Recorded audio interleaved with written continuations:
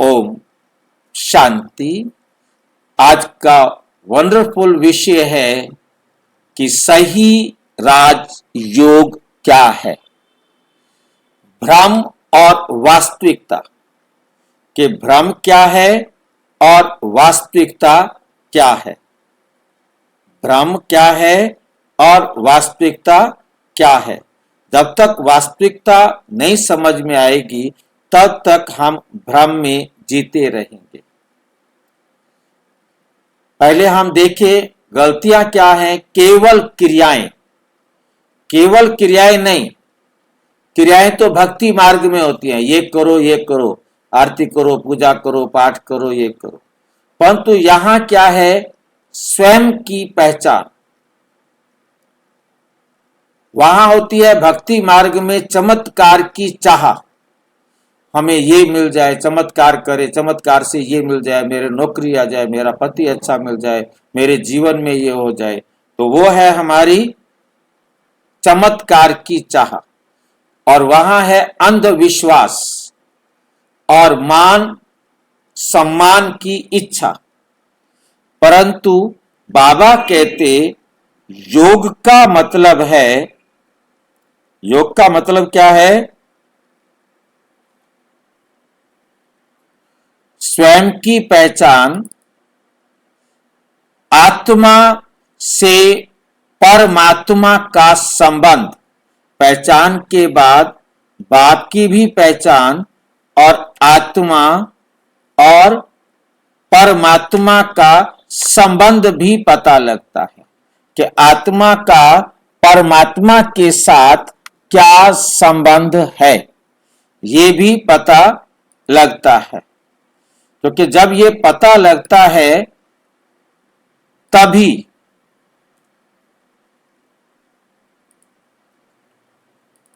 हम अपने जीवन को श्रेष्ठ बना सकते हैं। यही है सच्चा राजयोग। ये क्या है, यही है सच्चा राजयोग, जो क्या करता है, हमारे जीवन को बदल देता है, हमारे जीवन को बदल देता है। राजयोग में वंडरफुल विशेषता है। क्या कर सकता है ये, हमारे जीवन को बदल देता है। तो ऐसा राजयोग हम सीखना चाहेंगे, इस सच्चाई को जानना भी चाहेंगे।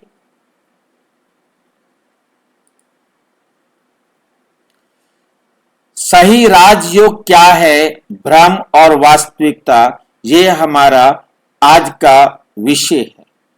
ये हमारा आज का विषय है। आज योग के नाम पर कई विधियां प्रचलित हैं।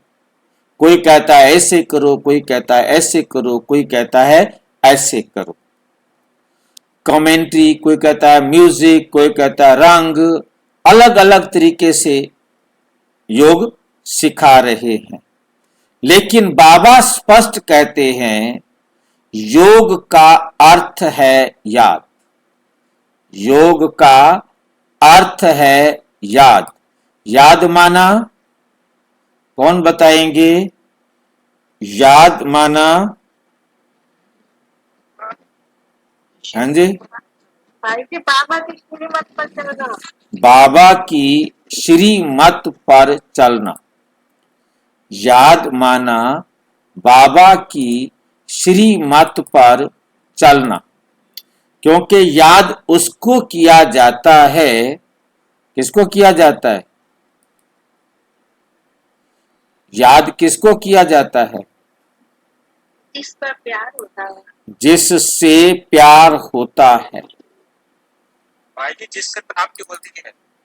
और प्यार किससे होता है, जिससे प्राप्ति होती, जिससे प्राप्ति होती है उससे प्यार होता है। तो इसलिए योग का अर्थ है परमात्मा से प्यार करना और परमात्मा की मत पर अपने जीवन को चलाना, अपने जीवन को चलाना। समझ में आ गया?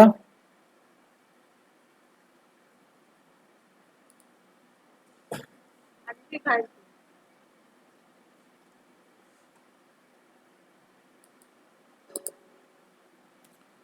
मुरली है 18 जनवरी 1969, अव्यक्त मुरली है ये।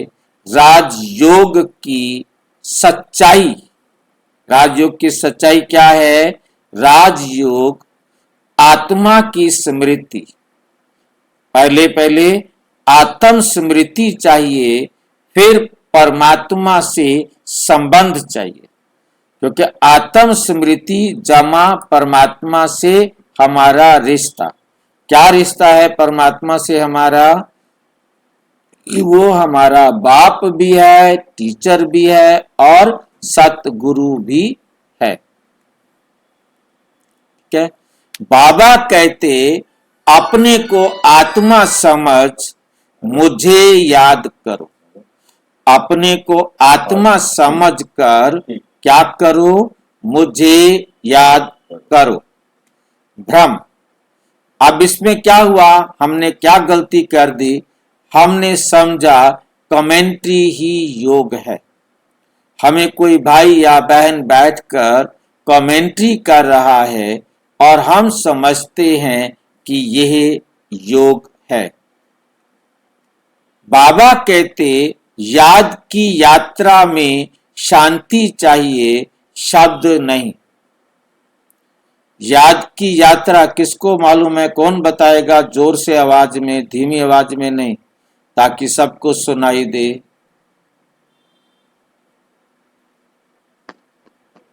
बाबा को श्रीमत पर चलते चलते अपने जीवन में लगातार सुधार। तेज आवाज वाला बोलो, ये धीमे आवाज वाला नहीं। जी लगातार आत्मा के अंदर सुधार होना, लगातार, हर पल अपने में सुधार लाना। लगातार अपने में हम यदि सुधार कर रहे हैं तो हम याद की यात्रा पर, और हमें अपने में सुधार करने के लिए शांति चाहिए। हम शांति में बैठकर अपने आप को सुधारें, अपनी कमियों को अपने जीवन से निकालें। ठीक है कि नहीं? परंतु होता क्या है कि हम यदि शब्द बोल रहे हैं तो वो हमारे जीवन को कभी देख नहीं पाते, हम उसमें सुधार कर नहीं पाते, परिवर्तन नहीं आता है नहीं। इसलिए हमें केवल शब्दों के बहाव में नहीं बहना है, हमें वास्तव में अपने आप को सुधारना है, अपने आप को बैठकर समझाना है, जिसको बाबा कहते हैं मन मना भव। अपने मन को बैठकर मनाना है। उसके लिए शब्द नहीं चाहिए, उसके लिए शब्द नहीं चाहिए। गाइडेड कमेंट्री भी नयों के लिए तो ठीक है, परंतु समझाने के लिए, परंतु समझाना तो मुझे खुद को अपने आप है। म्यूजिक से योग लगता है। नंबर 2, म्यूजिक मन को शांत कर सकता है। म्यूजिक क्या करता है? मन को शांत कर सकता है, लेकिन बाबा का संकेत मन को एक में लगाओ। बस मेरी बात ही सुनो, मेरी बात ही देखो, बोलो, करो। बस जैसे मैं कहता हूं वैसे ही तुम करो। तो यह है मन को एक में लगाओ। जिसमें मन लग गया वो फिर उसी प्रकार से सोचता है, उसी प्रकार से देखता है, उसी प्रकार से बोलता है, उसी प्रकार से फिर कर्म करता है। मुरली है 12 मार्च 1972। निष्कर्ष, सच्चा योग अंदर की स्थिति। सच्चा योग क्या है? अंदर की स्थिति है। सच्चा योग क्या है? अंदर की स्थिति, हमारे अंदर की अवस्था बताता है कि कैसी है। हमारा बाबा के साथ कनेक्शन है, बाबा की श्रीमत पर हम चल रहे हैं या नहीं। बाहरी साधन सहायक हो सकते हैं लेकिन आधार नहीं, लेकिन आधार नहीं। साधन सहायक हो सकते हैं परंतु उनको आधार नहीं बनाना। बाबा कहते हैं साधनों को अपना साधन बनाओ परंतु उनका आधार नहीं। जैसे इसमें कोई शक नहीं कि वातावरण रेड लाइट कर ली जाए, वातावरण बना लिया जाए, वहां हल्की सी ट्यून चल रही हो, है न, सारे शांत हों तो सहयोग मिलेगा। परंतु जब अंत समय आएगा तब रेड लाइट नहीं जली, तब वो सब शांत वातावरण में नहीं मिले, सारे हाय हाय चारों तरफ करके भाग रहे हों, तो आपका तो योग नहीं लगेगा। आप तो बाबा की श्रीमत पर स्थिर नहीं रहेंगे। तो इसलिए कोई आधार नहीं बनाना। कुर्सी मिले तो मैं योग लगाऊं, नीचे मैं बैठ नहीं सकता हूं। तो मतलब कोई भी साधन आधार नहीं बनाना है। उनका सहयोग लेना है, लाभ उठाना है, परंतु उनके ऊपर आधारित नहीं होना है। याद करना नहीं। नोट करनी है बात। भ्रम क्या है? सारी दुनिया में मैक्सिमम भाई बहने कहते हैं आओ चलो बाबा को याद करें, हम 2 मिनट बाबा को याद करें। मैं 2 घंटे बाबा को रोज अमृत वेले उठकर याद करता हूँ, 1 घंटा शाम को याद करता हूँ। ये जो बाबा के महावाक्य हैं, इस समय को बाबा को इतना गुस्सा आता है, गुस्सा आता नहीं है उसको, परंतु गुस्सा दिखाई देता है। अब तक क्या कर रहे थे? अब शाम को 1 घंटा आप याद करने बैठे हो तो सवेरे से क्या कर रहे थे?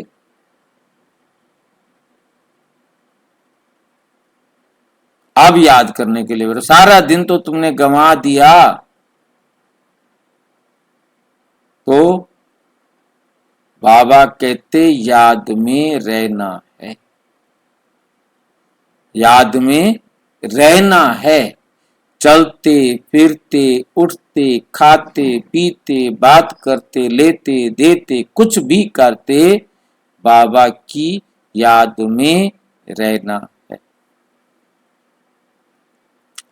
भूमिका, हम सोचते हैं अब मुझे बाबा को याद करना है, लेकिन बाबा कहते हैं स्मृति स्वरूप बनो, याद करने वाले नहीं।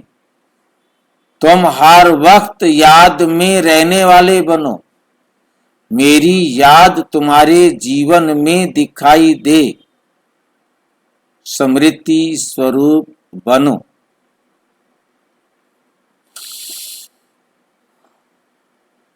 अंतर क्या है? याद करने में है प्रयास, याद करने में है संघर्ष, परंतु याद में रहना ये एक स्वाभाविक स्थिति है, ये एक स्वाभाविक स्थिति है। बाबा कहते हैं जैसा सिमरन वैसा स्वरूप। जैसा आप बाबा को याद करेंगे, बाबा की श्रीमत का मंथन करेंगे, वैसा आपका स्वरूप बनेगा, वैसा आपका क्या बनेगा? स्वरूप बनेगा। ये बाबा ने 10 फरवरी 1971 को कहा। बिना साधन के योग, कोई भी साधन का उपयोग ही नहीं करना। ये शरीर भी एक साधन है। याद रखना है, योग में इस शरीर का भी उपयोग नहीं करना, इस शरीर की भी परवाह ना रहे, ये याद रखना। बिना साधन के योग। बाबा का स्पष्ट निर्देश है, चलते फिरते खाते पीते मुझे याद करो, अर्थात मेरी श्रीमत पर चलो। भाई जी, जब हम शरीर को ही भूल जाएंगे तब तो हमारी ऐसी व्यवस्था हो जाएगी। फिर से बोलो जोर से।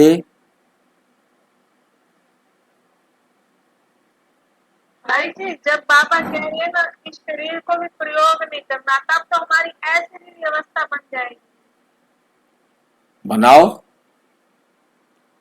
क्योंकि शरीर प्रयोग हो गया तो वह आत्मा का योग नहीं हुआ, वे तो शरीर का योग हो गया। बाकी शरीर का प्रयोग माना क्या? भाई आपने कमेंट्री सुन रहे हो तो कान प्रयोग हो रहे हैं ना, तो देह भान देह अभिमान आ रहा है ना, जबकि हमने परमात्मा को याद आत्मिक अवस्था में करना है।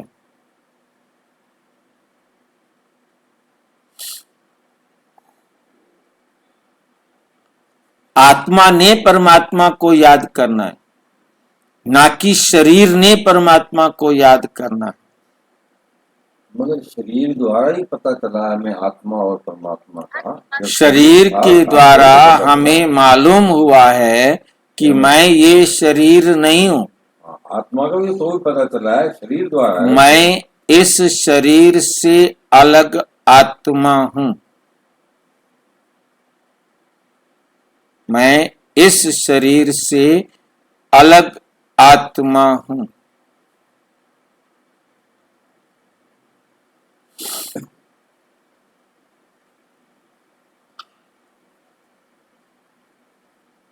तो मैं आत्मा हूं, मुझे आत्मा समझकर परमात्मा से मिलन मनाना है। परमात्मा की श्रीमत पर मुझ आत्मा ने चलना,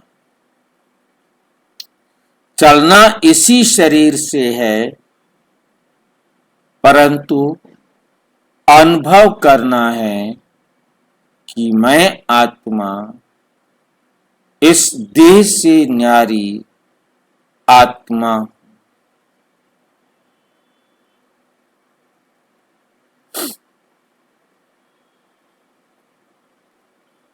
अंत समय जब लास्ट टाइम आ जाएगा, बाबा कहते अंत काल जो स्मृति होगी वही स्थिति बनेगी, जिसको दुनिया में भक्ति मार्ग में भी कहा अंत मति सो गति।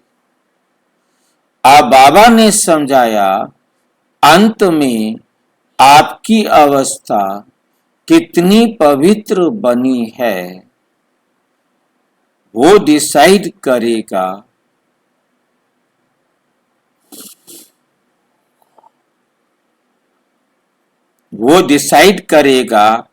हमारे रिजल्ट को।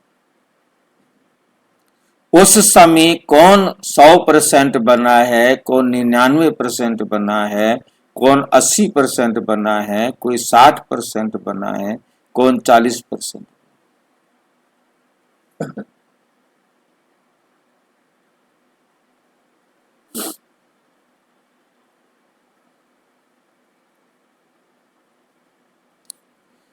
और उसी प्रकार से हमको गति मिलेगी। निष्कर्ष, याद करना नहीं पड़े, ऐसी अपनी स्थिति बनानी है, ऐसी अपनी स्थिति बनानी है।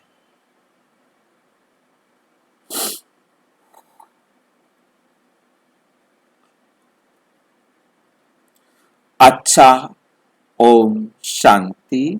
और विस्तार से जानने के लिए प्रजापिता ब्रह्मा कुमारी ईश्वरीय विश्वविद्यालय के किसी भी सेवा केंद्र पर संपर्क करें और यदि कोई प्रश्न है तो 9213106986 पर केवल टेलीग्राम करें, आरआरआई करें, 9650692270 पर केवल व्हाट्सएप करें, फोन नहीं। ओम शांति।